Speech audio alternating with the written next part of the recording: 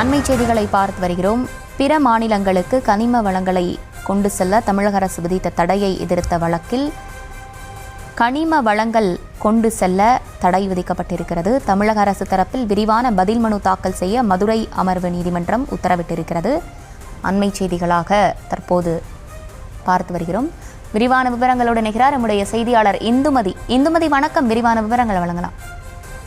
வணக்கம் ஹர்ஷினி. குமரி மாவட்டம் மார்த்தாண்டம் விலவங்கோட்டை சேர்ந்த லிபின் பொன்னுசுவாமி லீலா மதுரை அமர்வில் ஒரு மனுவினை தாக்கல் செய்திருந்தார். அதில் பிற மாநிலங்களுக்கு கருங்கல், ஜல்லி, எம்சாண்டு உள்ளிட்ட கனிமங்களை கொண்டு செல்ல 3 மாதங்களுக்கு தடை விதித்த கனிம வள இயக்குநரின் உத்தரவை ரத்து செய்ய வேண்டும் என இந்த மனுவில் அவர் கூறியிருந்தார்.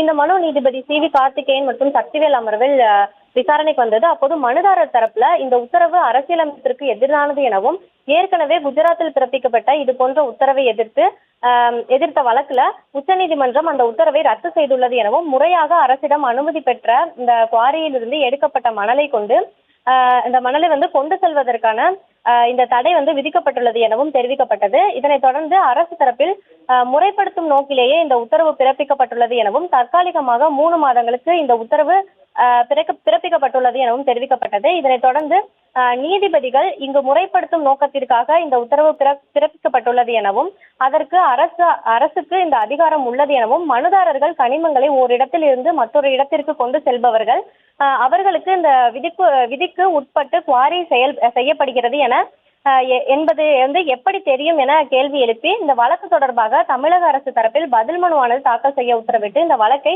ஆகஸ்ட் 10ஆம் தேதிக்கு ஒத்திவைத்து உத்தரவிட்டிருக்கின்றனர். ஹர்ஷினி, விவரங்களுக்கு நன்றி இந்துமதி.